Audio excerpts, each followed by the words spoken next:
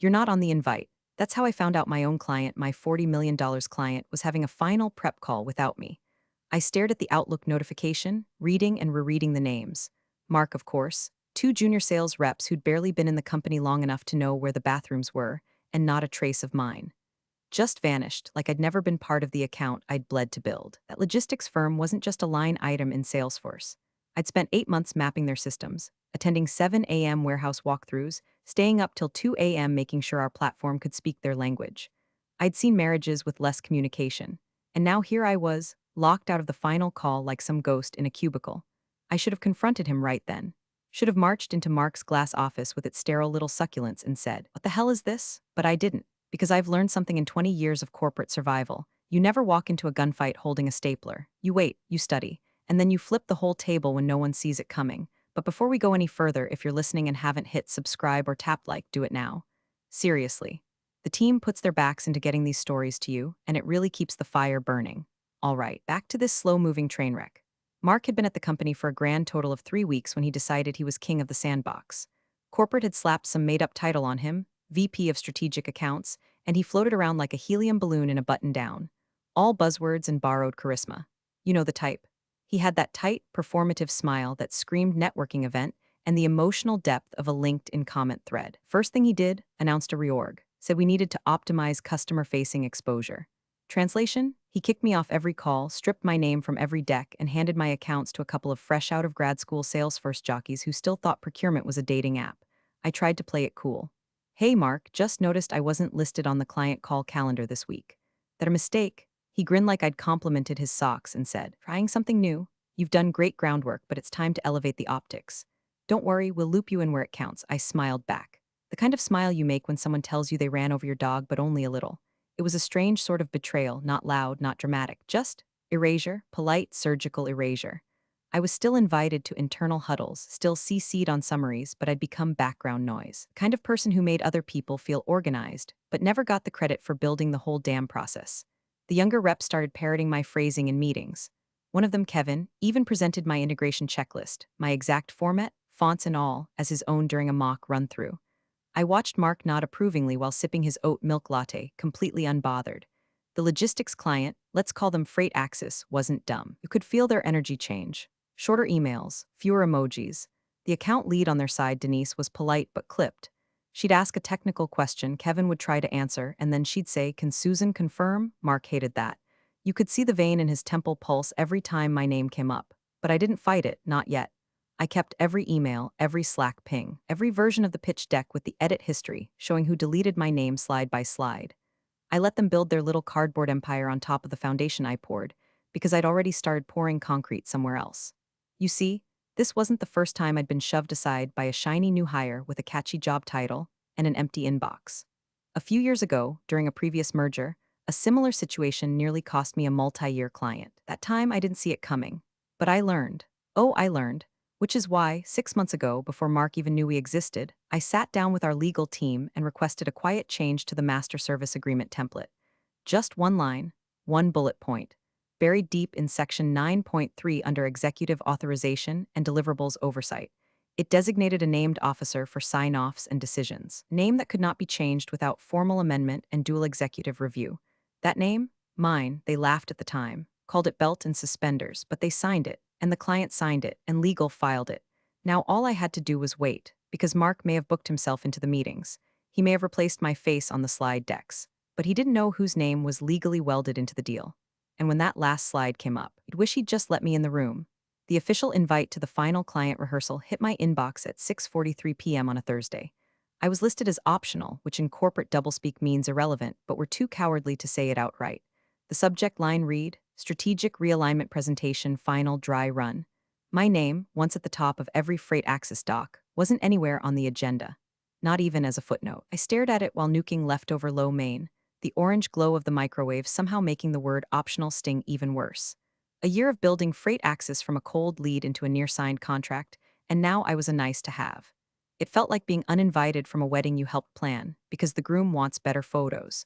The meeting wasn't just missing me, it had been rebuilt without me. The deck was now in Kevin's hands, a 26-year-old who once asked me what EDI meant in a logistics context.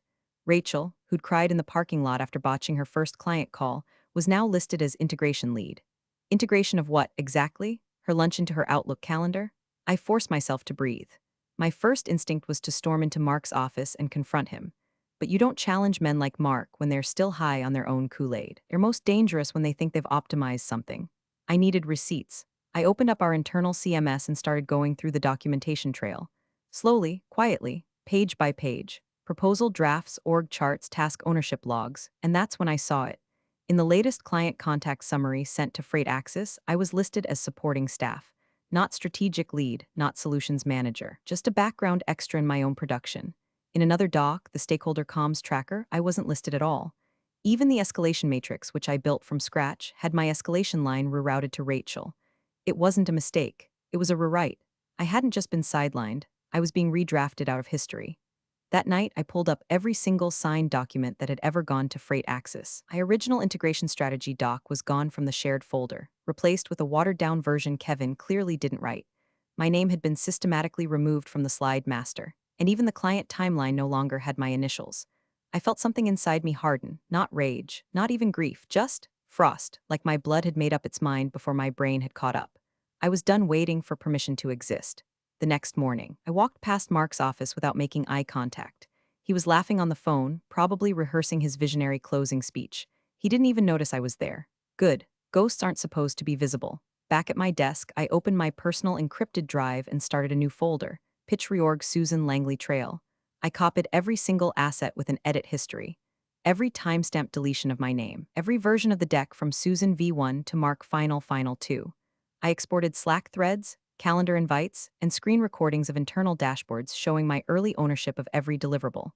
Next, I reached out to legal, not to escalate, just to confirm some language in our MSA clauses. I played it breezy. Told them I was reviewing compliance best practices for named officer designations. Asked if they still had the signed Freight Axis version on file.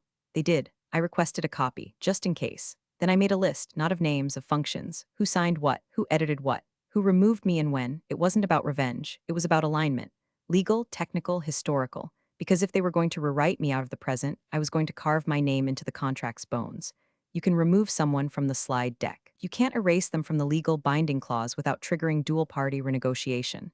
That clause I buried months ago, the one no one paid attention to because it looked boring, it wasn't just belt and suspenders, it was body armor.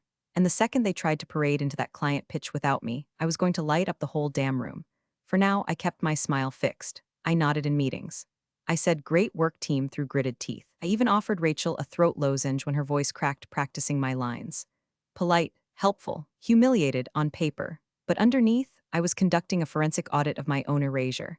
And the next time Mark told me to be a team player, I'd make sure the only team left was me and the client.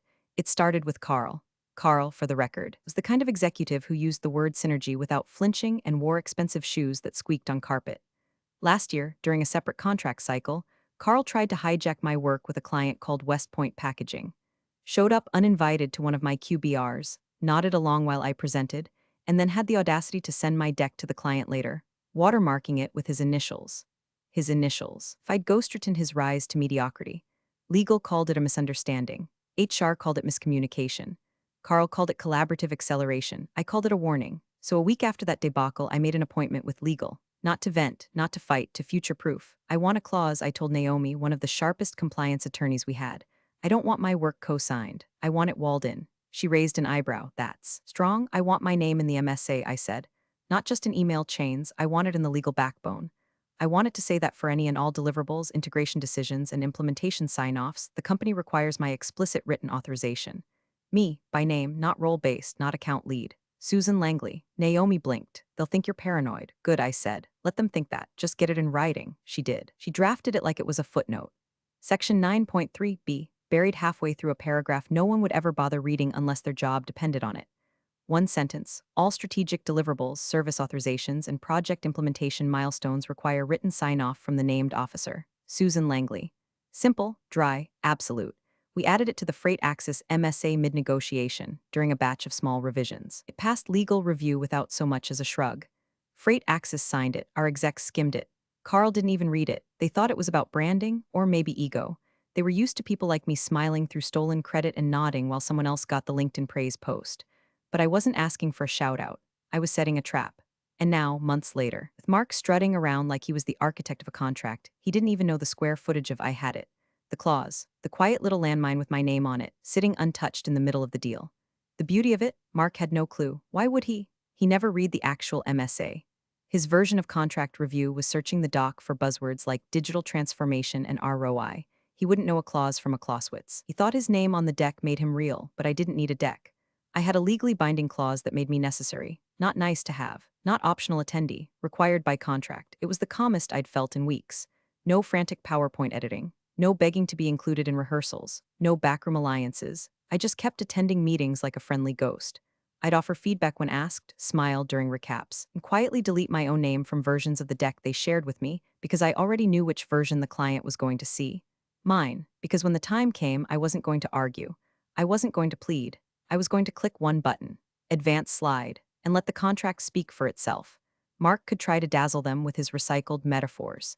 Kevin could present my strategies like he came up with them in a dream. But none of it mattered once that last line came up on screen. Once that bullet point lit up like a fuse. And when the freight axis lead read it out loud in front of everyone, Mark would realize far too late that his whole performance had been unauthorized.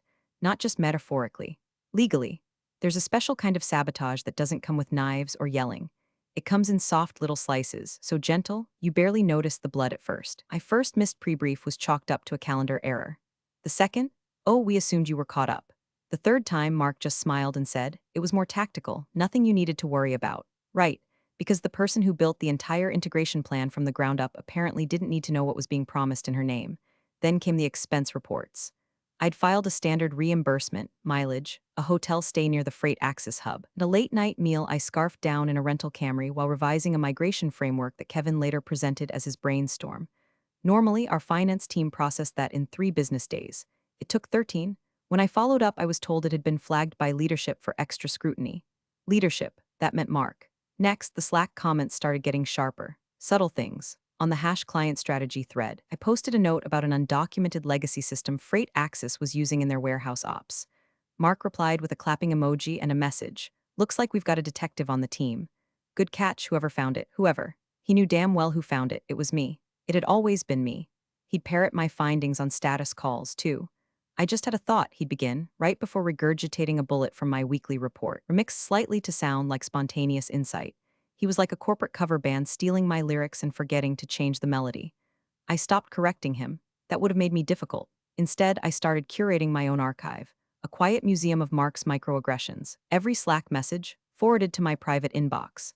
Every deck revision, screen recorded while I compared edit histories. Every all-hands meeting where he thanked the team without ever saying my name, time-stamped and notated.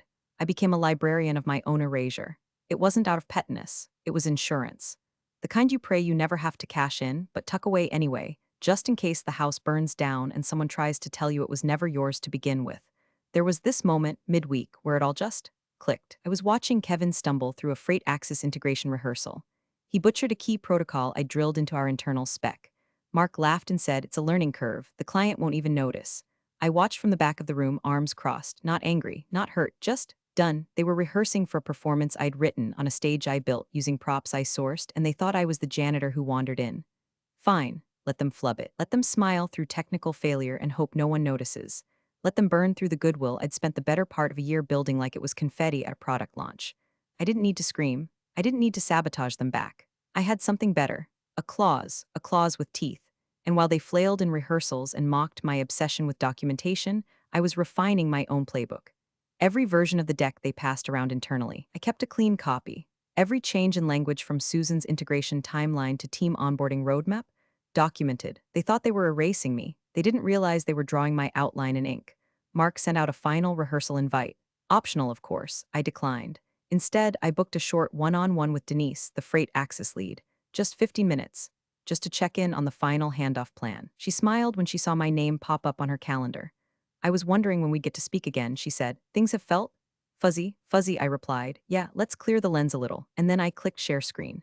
Because while they were busy deleting my name from PowerPoint, I had the contract. And Denise, she had eyes.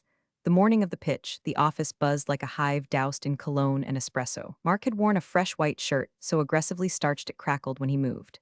Kevin was reciting a memorized intro like a fourth grader in a spelling bee. Rachel had her hair pulled back so tight she looked like a hostage. And me? I was sipping coffee in the break room when Mark tapped me on the shoulder like a man interrupting someone else's life. "Can we chat?" he said, already leading me out into the hallway like he was walking me to detention. We stood next to the printer. It smelled like toner and sweat. "Look," he started, giving me that faux concerned head tilt I'd seen him use on clients and interns alike. "Today's a big day for all of us. Let's keep the focus on the team, okay?" I stared at him, blinking slow. Of course. He mistook my stillness for agreement and smiled like a dad who just explained why his son wasn't ready for the big game. "Don't make this about you," he added. "Just be a team player, right? The same team that cut me out of my own project, deleted my name from slide decks, and paraded my work around like a stolen mascot." "I understand," I said. "Wouldn't dream of it," and I meant it. I didn't have to make it about me. The contract already did. I walked back to my desk and opened the latest version of the presentation on the shared drive. Final for real pitch deck, of course. Always a red flag when file names beg for closure.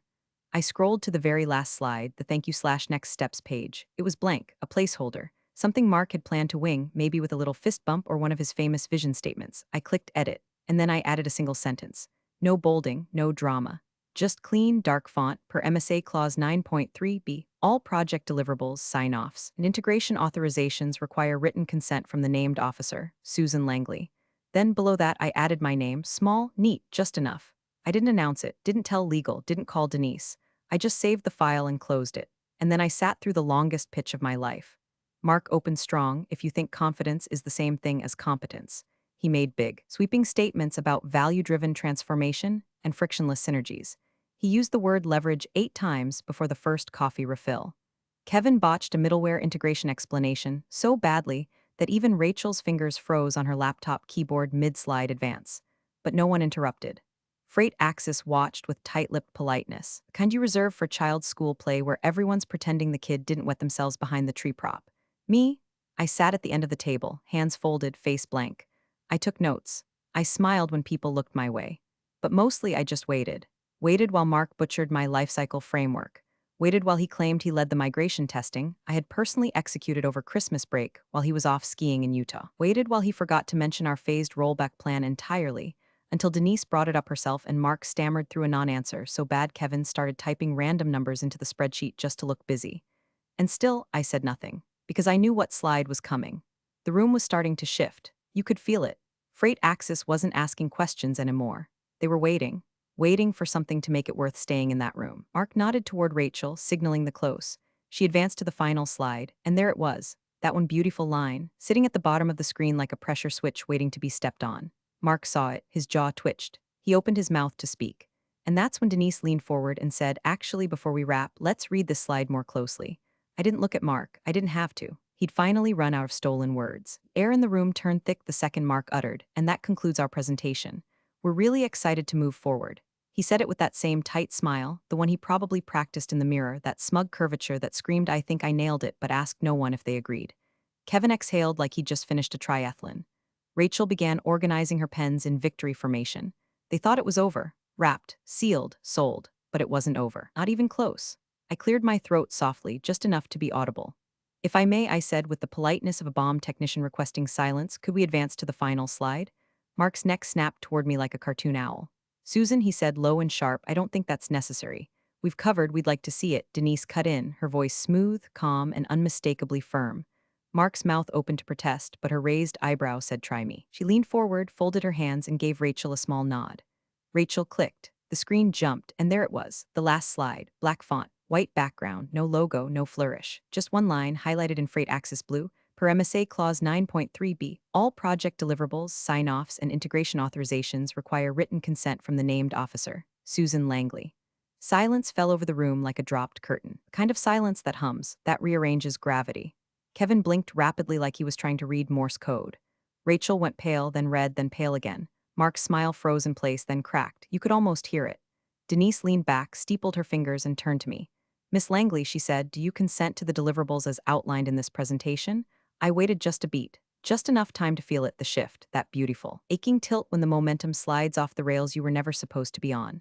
"I don't," I said, calm, precise, surgical. The implementation strategy was altered without my knowledge or sign-off, and several critical risk mitigations were removed. Denise nodded once, like she already knew. I could see the freight axis technical lead scrolling through his notes, cross-checking timestamps and internal memos that all, no doubt, referenced me. Not Mark, not Kevin, me. Mark started to speak. We assumed Susan's materials had already been incorporated. Denise cut him off without raising her voice. Mr. Halpern, respectfully, our agreement is clear. All strategic sign-offs require Susan's written approval. He tried again. But she raised her hand, not in anger, in dismissal. No need to clarify, she said. The contract speaks for itself. The shift was done. The power had moved. It wasn't even a fight, it was a transfer. Like watching a title deed change hands without ceremony. Mark sank into his chair. Kevin stared at the table. Rachel was suddenly very interested in the clicker she was holding. I didn't gloat, didn't smirk. Just sat there, watching the slide hang in the air like a gavel. Because what none of them understood was that this moment wasn't about revenge. It was about confirmation. They thought I was decoration, that I'd stand off to the side and watch them drive the bus straight into a wall I built a warning sign in front of. But Freight Axis didn't come for buzzwords. They came for results, for clarity, for me. And now, thanks to one clause they didn't bother reading, I wasn't just the final say, I was the only say. Denise adjusted her glasses and leaned ever so slightly toward the screen, her eyes narrowing like a hawk homing in on its dinner. Let me just read this aloud so there's no confusion, she said, voice steady as bedrock. And then, in the room that just minutes ago had been echoing with Mark's swaggering sales pitch, she spoke the words that cleaved the silence in half. All deliverables, authorizations, and executive decisions require sign-off from Susan Langley, named officer. Each syllable landed like a verdict. Her tone didn't change. Her face didn't twitch, but it hit with the force of a gavel. The room fell into a silence so deep you could hear Kevin's throat click as he swallowed. Mark's lips parted, a breath caught in his throat. Actually, I think what that's referring to is Denise didn't even look at him. She lifted one hand, palm out, like a crossing guard for corporate bullshit. Her eyes stayed locked on me. You're not authorized to speak on this agreement, she said. No drama, no malice, just a surgical strike. Mark froze. Not the kind of freeze where someone waits their turn. The kind where they realize the ice is cracking under their feet, and the water beneath isn't metaphorical. He looked at me, not angrily, not even with blame, just the stunned, hollow look of someone realizing they were never holding the mic, they were lip-syncing the whole time. Rachel instinctively reached for her laptop, like she could control plus Z the last 3 months. Kevin started typing something frantically. Maybe a Slack message, maybe an apology to the gods of procurement. I didn't care. Denise turned back to me. Susan, she said, can you confirm which version of the rollout schedule reflects your current approval? Version 7B, I replied without missing a beat. The one distributed on September 12th. All subsequent revisions were made without my review or consent. And your position on the migration plan, it's incomplete, non-compliant with the client's own infrastructure specs. I flagged it 3 weeks ago. No corrections were made. Denise nodded once, then looked at her team. We'll pause the partnership process here, she said, pending revised documentation submitted directly by Susan Langley. Mark made a noise. Not a word, just a pathetic vocal static, like a dial-up modem trying to connect to a network that no longer wanted him. Mr. Halpern, Denise said, finally acknowledging him with the tone one might reserve for a raccoon trying to steal a sandwich, you were not listed on the original agreement, nor were you authorized to make changes to the deliverable structure. We appreciate your enthusiasm, but we don't build partnerships on unauthorized leadership. He looked like he wanted to argue, but the moment had passed. The lights were on, the magician was exposed, and the rabbit was just a tired old hat. He slumped slightly, just a subtle give in his spine, a small collapse like a deflating ego, and me? I didn't move, I didn't smile, I didn't blink because this wasn't a moment for celebration. This wasn't triumph, it was truth. I was the named officer, not in spirit, not in theory. In ink, and no amount of grandstanding, gaslighting, or glossed-over credits could erase that. Mark wasn't the closer. He was never even in the game. Denise stood, collecting her notes with calm precision like a professor ending a lecture. She didn't look at Mark, didn't even glance in his direction. Instead, she turned to me. Thank you, Susan, she said. Your clarity today was deeply appreciated. We'll be in touch directly with you for next steps. She didn't need to say the rest. Everyone in the room understood what directly meant. Kevin stared at the table like it might open up and swallow him. Rachel was blinking rapidly, still pretending to type, the screensaver glowing behind her dead keystrokes. And Mark was frozen, lips parted, jaw tight, waiting for a moment of redemption that never came. The Freight Axis team stood, shook my hand. Not his, mine, then they left, no polite chit-chat, no corporate promises. No thanks, everyone. Just a clean exit through the glass doors and a quiet click of the latch behind them. Silence. I stood and gathered my own notepad. No rush, no flourish, just the rhythm of someone who knew the moment had already passed. Mark finally found his voice, low and awkward. Susan, I didn't answer. I didn't even look at him, because there's nothing left to say to a man who just watched his credibility dissolve in real time. I walked out of the conference room with the kind of peace that doesn't come from applause or revenge, but from confirmation. The type of peace that says, I was right to prepare. I was right to protect my name. I was right to wait.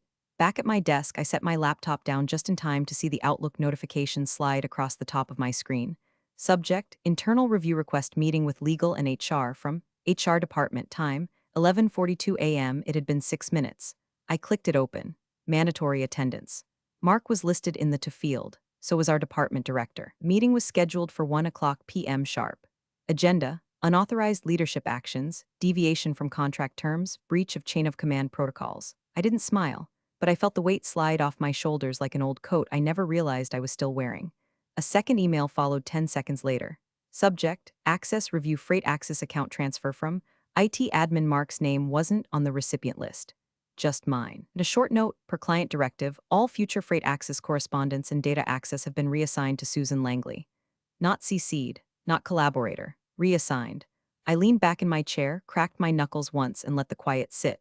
Around me, the office had resumed its usual drone, phones ringing, keyboards tapping, people pretending they hadn't just witnessed a tectonic shift in the pecking order. Mark hadn't returned to his desk, probably still in the conference room, trying to reboot his sense of relevance. I didn't go check. Instead, I shut my laptop, picked up my coffee, and walked out the side door, past the mural someone in marketing thought would inspire us. Dream big, deliver bigger, fitting.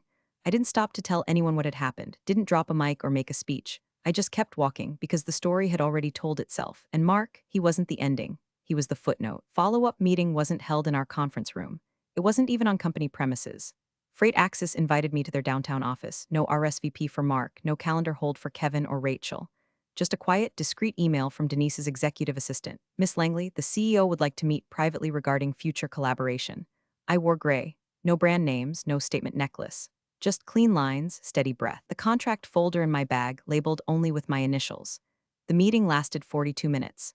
Denise opened with this: we'd prefer to work with you directly. Would you be open to serving as our executive integration advisor? Independent of your current firm. No preamble, no flattery, just a simple request born out of necessity. They didn't want a vendor anymore, they wanted me. She slid a document across the table. It was clean.